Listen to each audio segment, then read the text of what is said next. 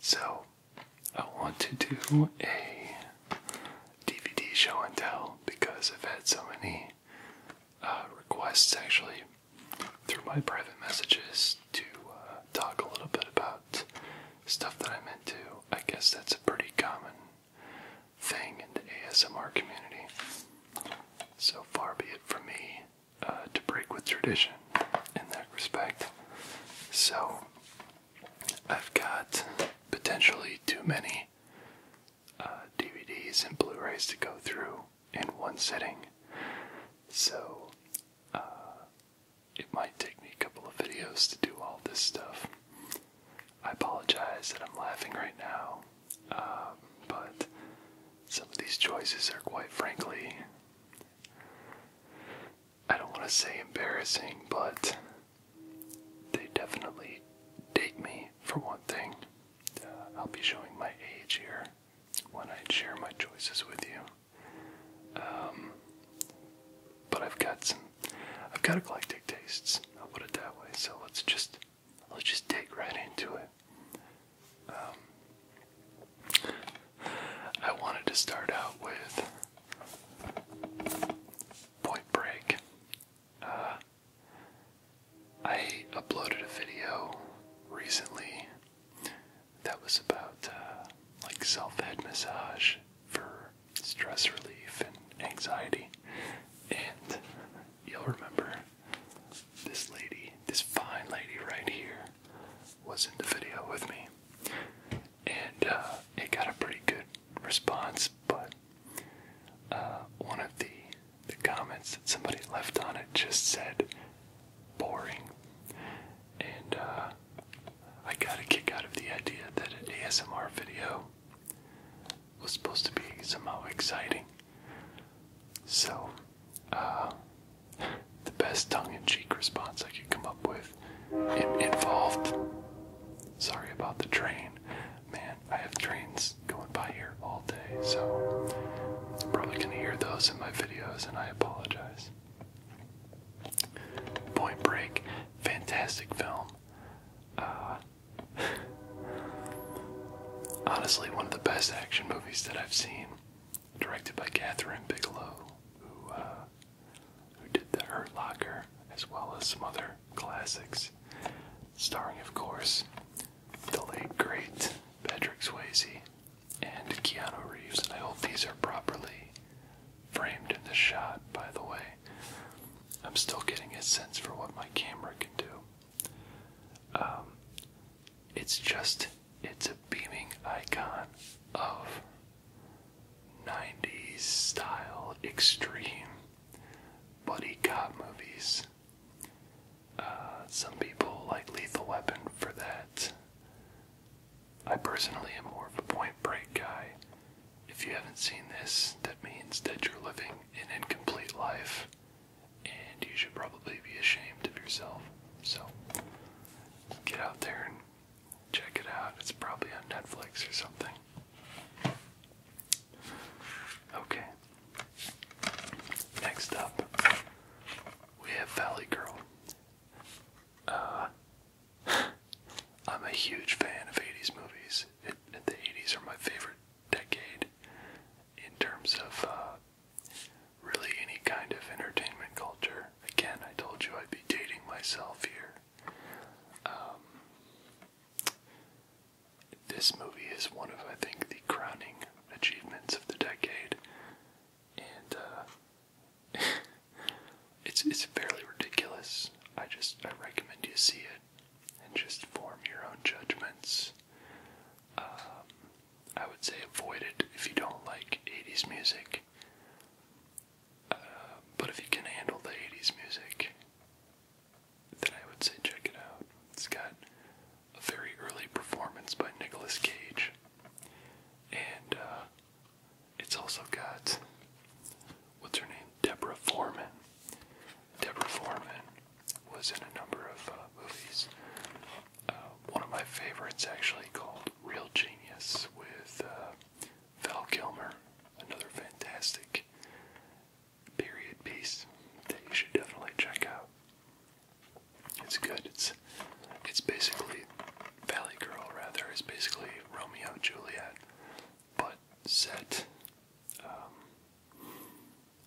in the Valley, in California, and of course the bad boys are from, they're like the out of town guys, you know, and they're into rock music, and then the Valley girls are into you know, synth pop and all that stuff, and it's kind of about the clashing of cultures, and of course it's a love story as well. It's got one of the best 80s movie soundtracks of all time. Okay.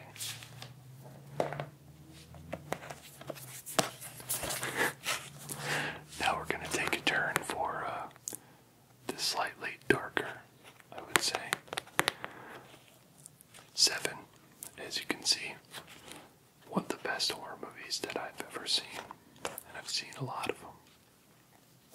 We've got Brad Pitt, Morgan Freeman, everybody's favorite wise old guy voice, and Gwyneth Paltrow, who, well, I'm not going to spoil it, just see the movie.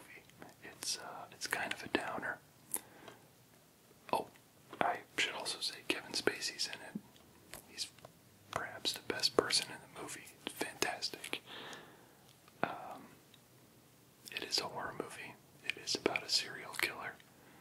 It's got one of the best color palettes that I've ever seen in a movie.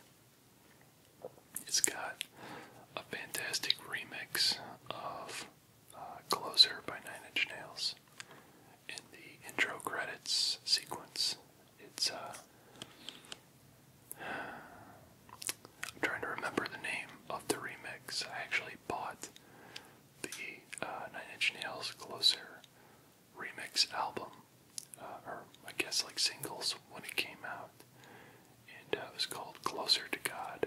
It's an excellent little collection of remixes, as well as some new tracks that did not show up on the Downward Spiral. If you're into 9 Inch Nails, I highly recommend they check it out.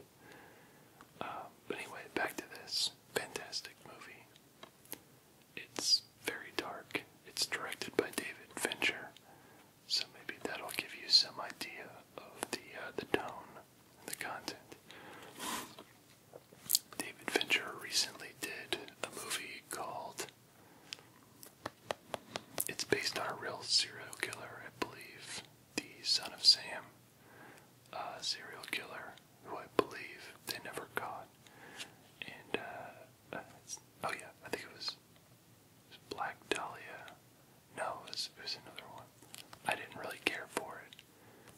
Robert Downey Jr. was very good in it, but to me this is the #1 David Fincher serial killer movie. Highly recommended. Okay, next on the list, Lost in Translation. It's directed by Sofia Coppola, and it stars my favorite actor of all time, Bill Murray. And it's also got Scarlett Johansson, a very pre-Avengers Scarlett Johansson. It's fantastic. This movie, like a lot of Sofia Coppola's movies, is more about tone and kind of atmosphere than it is about like an explicit storyline. But honestly, this is one of the best movies about people being people that I've seen, along with other classics like Dazed and Confused, and a couple other party movies that I can't remember the names of. This is sort of a party movie, but it's a lot more depressive at times and kind of melancholy in its tone. But it's just a striking movie, and plus there's lots of good shots of Japan. Alright. While we're talking about arty movies, I would be remiss if we missed out on Predator. I don't think that I much about this one, but I'm running into a lot of people nowadays that actually haven't seen this, and it just makes me realize that I'm getting older. But it's Arnold Schwarzenegger. It's got Jesse the Body Ventura, and this is when both of them were not politicians yet. They were just wrestlers and action movie stars. It's got Carl Weathers in it. And of course it's got the Predator, possibly the most important actor of all, who unfortunately died of AIDS in the late 90s, I think. But thankfully before his untimely passing, he turned in several good performances as this murderous alien who hunts people, first through the jungle, and then later on he hunts Danny Glover in Predator 2 in, I want to say, Los Angeles. I love Predator 2 as well. Okay. Next up on the list is Cabin Fever. This is Eli Roth's first movie, I believe, or at least first semi-well-known movie. I did not personally care for Hostel, any of those movies, but this, I thought this was excellent. It's a wonderful homage to Texas Chainsaw Massacre and Evil Dead and a number of other titles, and I think Eli Roth clearly gets those movies from the 70s and 80s and kind of recaptures that atmosphere. It's got a ton of hilarious gore in it. It's got some pretty twisted stuff. It's got a wonderful sense of humor, and perhaps best of all, it's got one of the kids from Boy Meets World, that shitty sitcom from the 90s that was on like TGIF. Boy Meets World was a bummer, but this movie is the opposite of a bummer, and so you should watch it.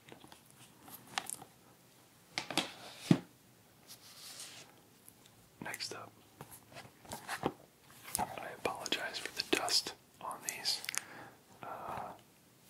My DVD case gets really dusty. Rear Window, a classic.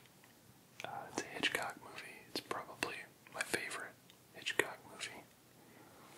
It's got Jimmy Stewart in it, and the basic premise is that this guy's a professional photographer who's been laid up with an injury that he got during his job, and so he's passing the time by basically spying on everybody in his little apartment complex, and some crazy shit happens. Stuff goes down. It's intense. It's, in my opinion, it's just as intense as a lot of stuff that comes out nowadays. But it's got a lot more style. So, absolutely, this is a must see for people who like suspense movies. It's phenomenal. I watch it at least once every 3 months, probably. Sorry, we got some cars going by. It's the nature of the beast. Next up, The Descent. What can I say about this movie? This might be, if not the scariest movie I've ever seen. It's way up there for me. It involves cave diving, otherwise known as spelunking. That's your word of the day. It features lots of women in panicked situations. Although you'll be, I think, pleasantly surprised, especially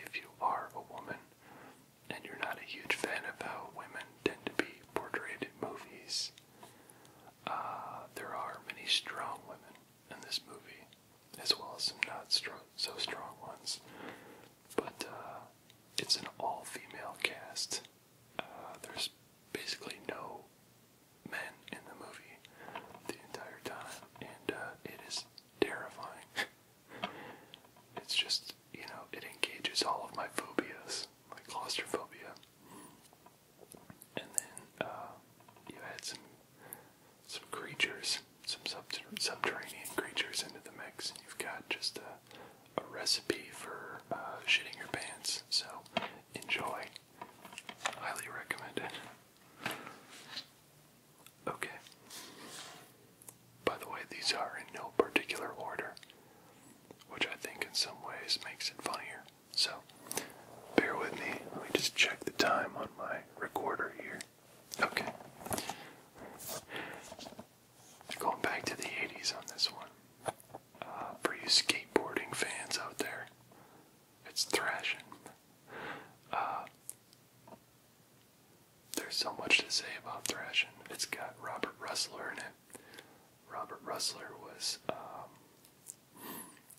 one of the more, I guess, active supporting actors in a lot of Hollywood teenage movies in the 80s. He was in Nightmare on Elm Street 2. He was Robert Downey Jr.'s cohort in Weird Science, which is coming up actually. And it's also got a young Josh Brolin of Goonies fame, as well as, he was in Planet Terror, the Robert Rodriguez movie that was paired with Death Proof.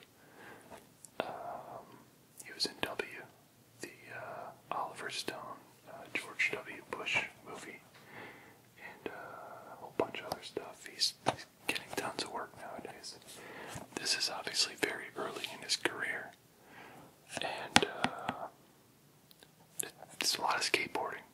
That's what happens. They skateboard, and there's a lot of 80s music, and I guess it's also a little bit of a Romeo and Juliet movie, which many 80s movies were. It was a popular theme during that decade. Oh, plus you can see that it has lunatic stunts with a try anything style. So you just know that you're in for a treat when you read that on the front of the DVD. Okay. Moving on to one of my favorite movies of all time. We've got Groundhog Day. Again, Bill Murray, my favorite actor, personally. It's got Andie MacDowell, which is kind of a bummer, but if you can overlook her, then it's great. I guess you could say that this is kind of the first, or one of the first, existential comedies that would have hit the mainstream media.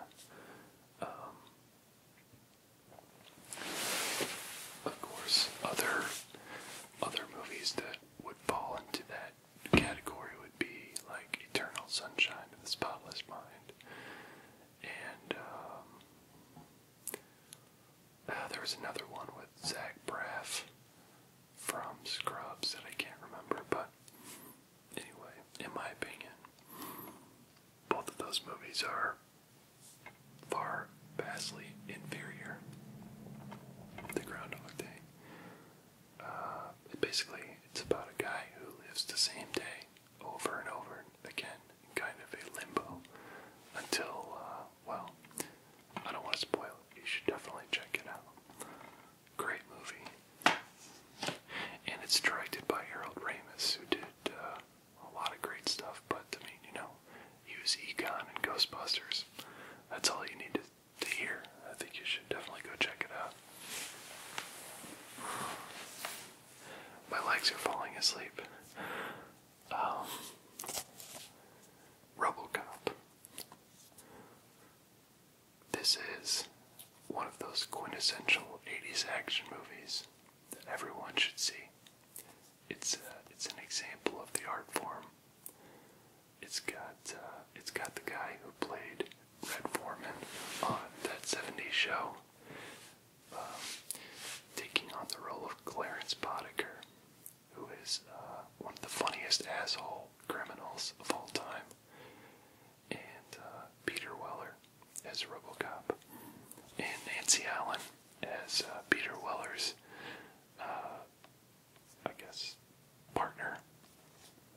Nancy Allen, prior to Robocop, was most famous for being one of the bitchy, evil girls in the movie Carrie, if you've ever seen that, which is quite a good movie. Robocop's great. It's got everything. It's by Paul Verhoeven, who did Starship Troopers. He also directed Total Recall. So you know kind of what you're in for. Lots of big blood splatters. Some really wonderful political and social commentary. Directed at the culture of excess in the 80s. And just a hell of an action movie. Tons of just, oh, it's fantastic. It's bloody. People die in all kinds of awesome ways. Gotta watch it. Okay. The next one here is actually a 3-pack that I got. It's the High School Reunion Collection. It's all John Hughes movies. And this particular set includes 16 candles. It's got The Breakfast Club, great movie. But then it's got, this might be my favorite 80s movie. I'm not sure, but I think it is. That's right, it's Weird Science. Also starring, well, I should say, featuring Robert Russler from Thrashin and Nightmare on Elm Street 2. We've got Michael Anthony Hall. We've got some other guy that didn't really do much acting after this movie. And Kelly LeBrock, very prominent 70s and 80s model. And a young and plucky Robert Downey Jr., who was probably just getting started on a long and ultimately unfulfilling drug-fueled bender through most of his Hollywood career early on. Thankfully, he kicked the habit. He's doing better than ever, and he's in awesome movies like Iron Man and The Avengers. So, well done, Robert. Weird Science. Oh yeah, it's also got Bill Paxton from Aliens and Big Love. It's about a couple of kids who they make a woman with their computer, and then that's Kelly LeBrock, and then she comes and teaches them how to be men. It sounds like the most ridiculous goddamn thing, and it really is. There's even like an early dialing up to the internet sequence. It's just got everything in this movie is so over the top ridiculous. I have to love it. It's impossible not to love this movie. I think it's probably my favorite of the decade.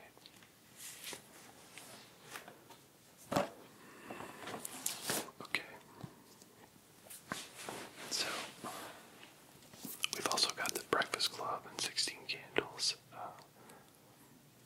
I've only got so much time for this video, so I'll probably skip those. But they're great movies. You should definitely check them out. But if you had to see one of them, I would say Weird Science. If you ask most 80s movie fans, however, they would tell you that of this set of 3, that The Breakfast Club would be the one to check out. And it's a fantastic movie too. You should really just see all 3 of them. What the hell are you waiting for? Okay. Continuing on with my love of the 80s. Sorry, we have just one of the guys.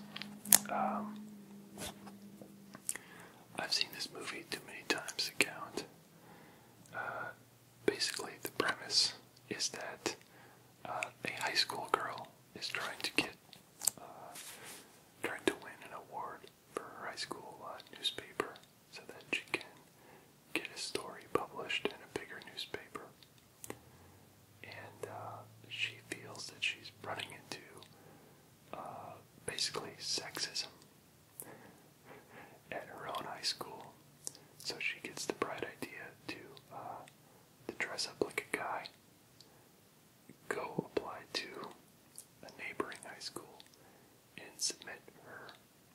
contest entry as a guy. Obviously, the premise is that she thinks that if she's a guy, she won't be victim to the sexism, and of course, she learns a lot about herself along the way. It's fantastic. Slapstick. And look, I'm not going to beat around the bush. She's very attractive. So, it's great. Okay. Return of the Living Dead.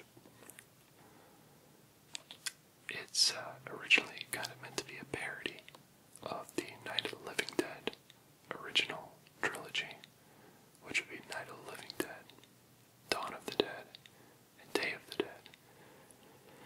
This was written by Dan O'Bannon, the same guy that wrote Alien, which is kind of a big deal, and it's actually a really good zombie movie in its own right, even though it's meant to be a parody. And it's totally, unmistakably an 80s movie. But it's got tons of great humor in it. The acting is funny. The story is fantastic. And it's got great gore and violence and all that good stuff. Highly recommended. These are all highly recommended. Otherwise, I wouldn't be showing them to you. Wet Hot American Summer. This has a lot of great comedians in it. It's got Christopher Maloney, who normally isn't known for doing comedic roles. Usually he does serious guy stuff on like Law and Order, SVU, and all that stuff. So he's really funny in this. It's also got Molly Shannon.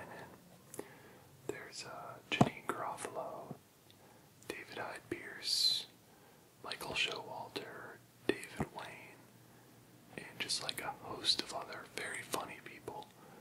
And basically the synopsis is that it's an 80s camp movie parody that was made in the early 2000s, I want to say. Yeah, it's only an hour and a half long, and it's funny as hell. And if you're at all a fan of 80s movies, especially camp movies like Porky's, you definitely should check this out. It's funny. It's very, very funny. And I think it's the best kind of respectful criticism of 80s movie logic. Lots of really great references. It's very funny. Okay, going back to the actual 80s instead of just parodying the 80s, we've got Dark Crystal. It's great. It's Jim Henson. It's a kids movie. It's dark as all hell. This was back. One of the great things about the 80s was kids movies were just often unapologetically twisted in a way that you don't often see anymore. I'm a huge fan of Harry Potter. Love Harry Potter. I think those movies, in a lot of ways, kind of carry on with that tradition of not being afraid to make dark children's material. But again, you could just argue that those movies are dark because the original J.K. Rowling books are dark. I don't know.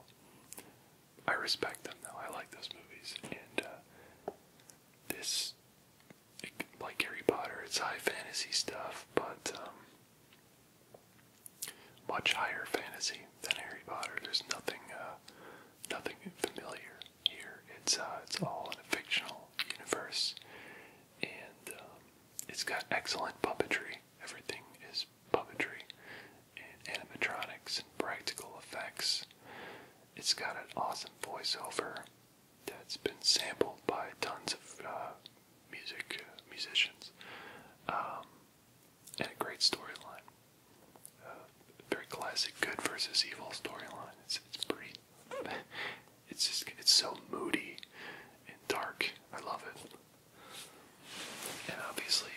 watch Dark Crystal, you also need to make sure to see Labyrinth with David Bowie. Just, goes without saying. Okay. We're almost to the end of the list here. Sideways. I adore this movie. It's Paul Giamatti and Thomas Hayden Church. And it's super minimal. It's just, basically character studies. Mostly it's a comedy. It's a little bit of a drama, but it's lighthearted. It deals with good issues, like interesting issues, in a way that's not depressing. I don't know, I find it, I think the word that I'm looking for is cathartic. If I'm just looking for catharsis of some sort in my entertainment, which I often am, being someone who's very prone to depression and all that sort of stuff, this is often the movie that I will put in, and it does make me feel better. I won't say too much about the plot, again, because it's more of a character study than a story per se. Just check it out, it's good.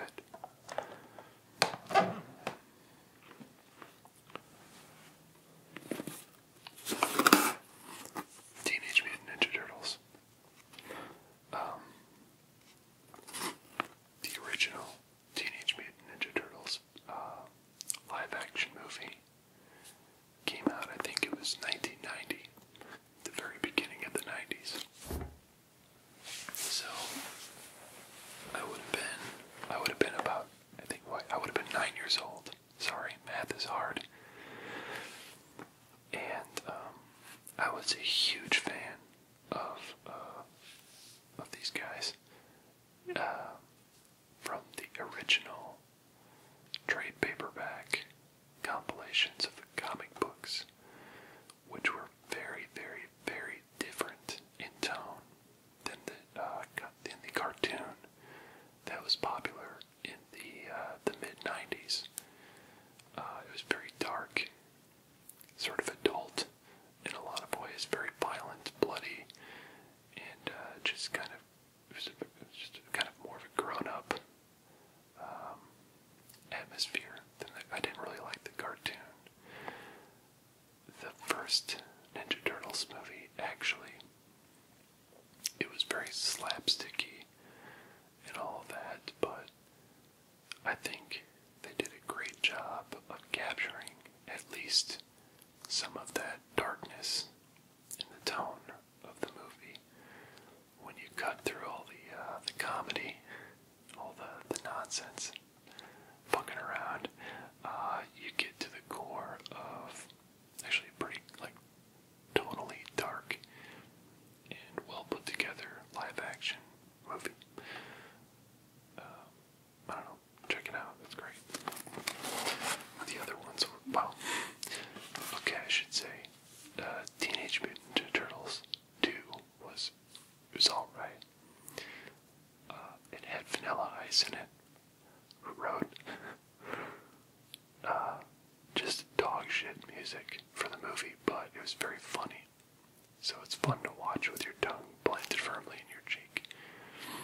But the first Ninja Turtles movie, I can recommend with no hesitation. The third one, don't even bother. It was so bad. It was embarrassing. They go to feudal Japan. At one point there's a robot turtle. It was just a massive bummer. Don't ever watch it. It sucks. I haven't seen the fourth one yet. It was actually an animated movie. I haven't seen it yet. I heard it was good. I just haven't gotten around to it because I've been watching Thrashin and Weird Science too much. Okay. We're almost there. Got 3 more things to show you.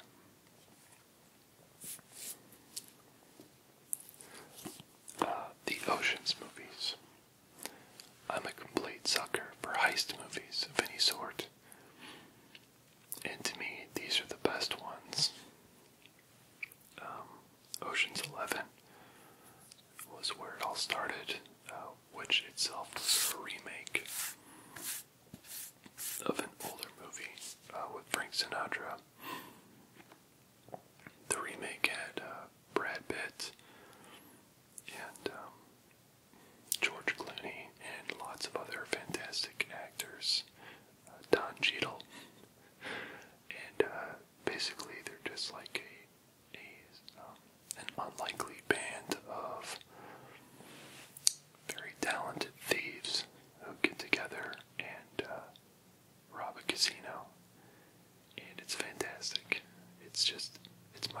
heist movie.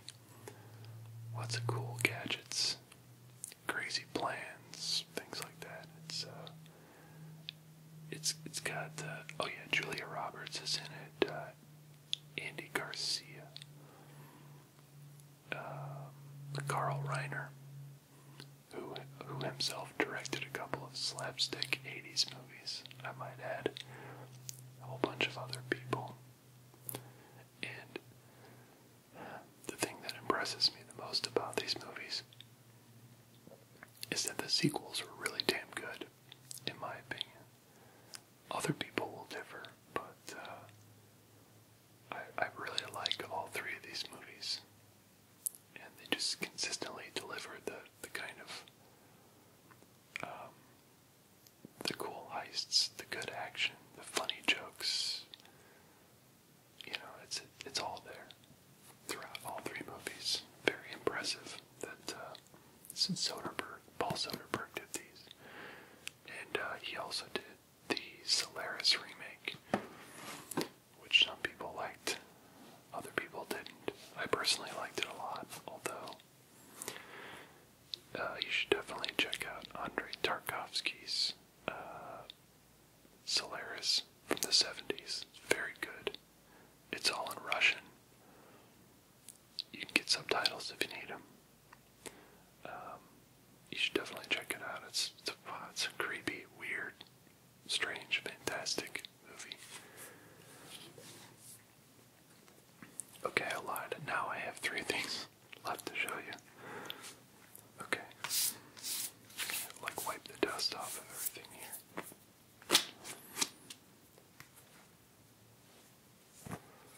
This is the Alien Anthology.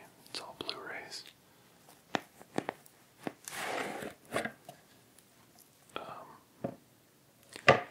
It's got Aliens, Alien 3, and Alien Resurrection, which is a terrible movie, by the way. I love the first 3 movies, though. They're all great for different reasons. The third movie actually is directed by David Fincher, who, if you'll remember from earlier, directed 7. I really like this anthology set. It's got a really nice case. It's got sweet artwork in it. These pages are like really thick cardboard stock pages. So obviously it all starts with Alien, which is basically a haunted house movie in space. Sigourney Weaver, directed by Ridley Scott, who's my favorite director, or at least was. I haven't really liked anything that he's done past the 80s, but in the 80s he was the king. Aliens, directed by Jim Cameron, before he started directing terrible shit like Avatar and Titanic. He was doing cool movies like Terminator and Aliens. Sorry, I know some people are going to take exception to that. Aliens is less of a haunted house movie and more of just a balls out, like Predator style action movie. Alien 3 is like David Fincher's crazy art movie that he contributed to the Alien series. This movie had a very a famously rough production with a lot of problems and a lot of changing staff, and I still think it turned out really well, personally, especially if you see the director's cut, which fills in a lot of the gaps from the original release. Very creepy stuff. And then there was Alien Resurrection, which is where these movies started to go downhill drastically. Let's not talk about that. Let's just move on.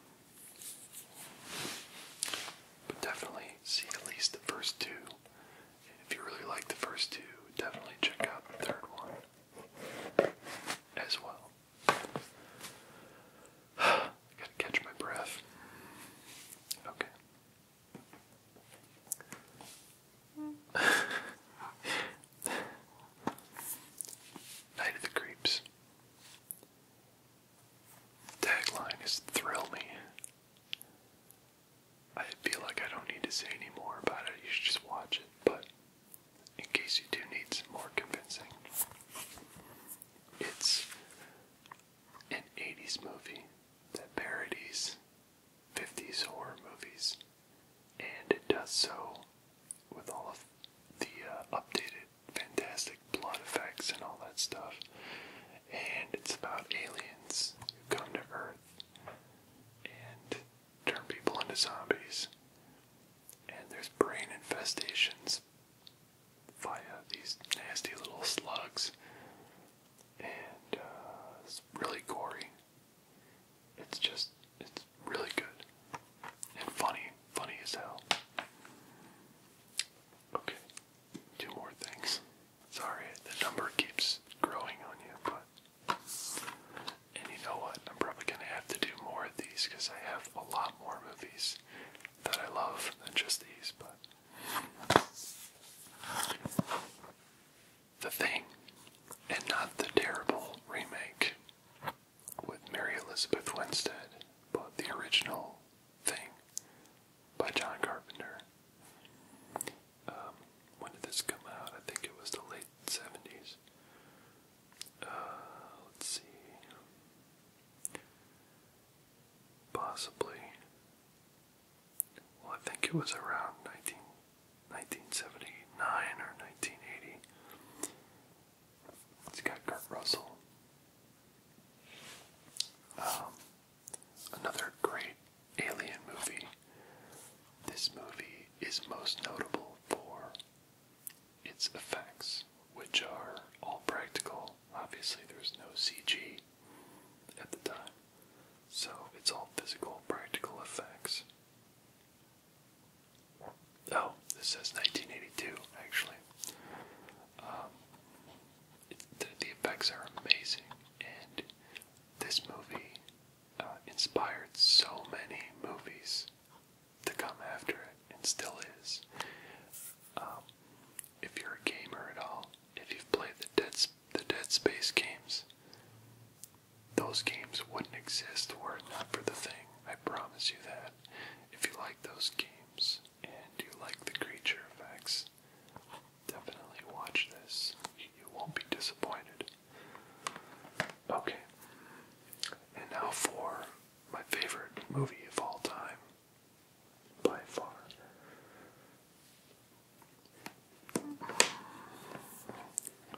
Blade Runner. You'll see that I use Blade Runner imagery in tons of my videos. I use it on my Facebook channel, which, by the way, you should go check out if you haven't already. It's on the side of my channel page. You can find the link there. Blade Runner came out in 1980. I think it was 1981, actually, which was the year I was born. Harrison Ford. It's directed by Ridley Scott. And it's about it's not post-apocalyptic. It's just far future, very dystopian, polluted, that sort of stuff. Vision of the future. And so much of the stuff from this movie is, unfortunately, if it hasn't already come true, it's in the process of coming true. As far as like global warming and terrible environmental conditions. Anyway, let me open this up and I can show you some of the stuff in this crazy collector's edition.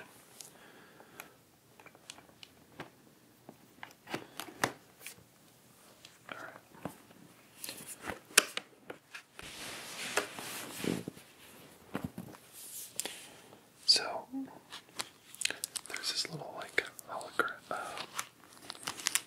forget what you call these.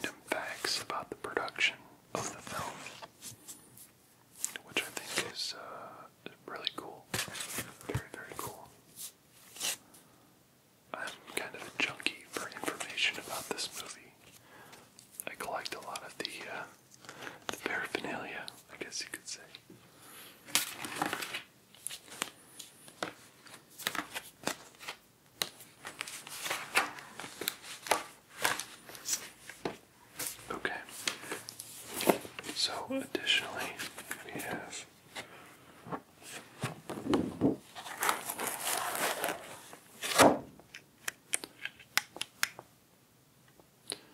this is one of the vehicles from the movie. It's called the Spinner. Basically just a little toy car, but it's really cool. It's a cool touch that they added this into the collection.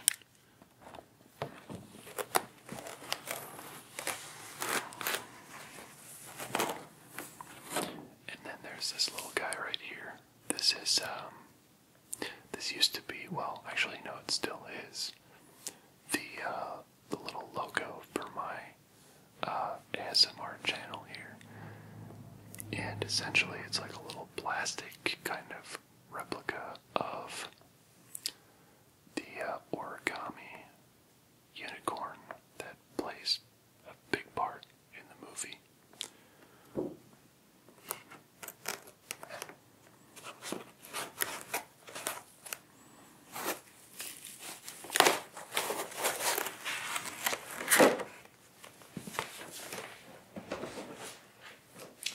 Okay, so here's the collection itself. I own this both on Blu-ray and DVD because I'm a giant dork. And I like to spend my money on dumb shit.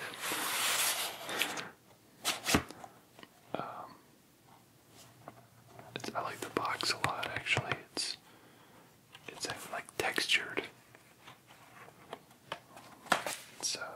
It's got this kind of rough texture, so it's kind of like a metallic grate of some sort. And this is pretty badass. It's got this huge fold out.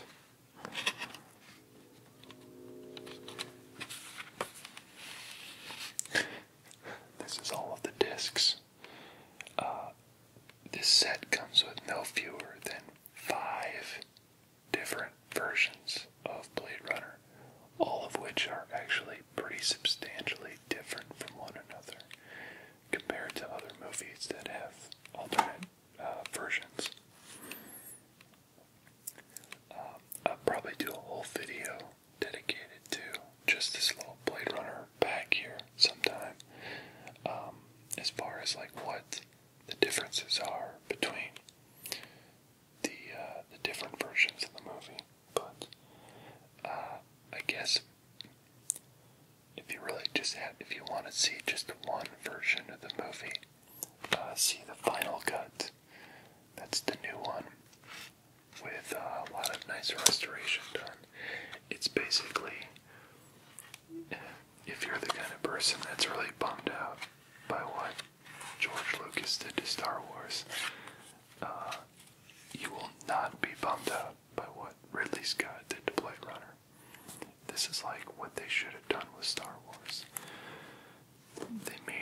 They like amplified the best parts of the movie and cleaned up the parts that needed to be cleaned up without taking away any of the charm.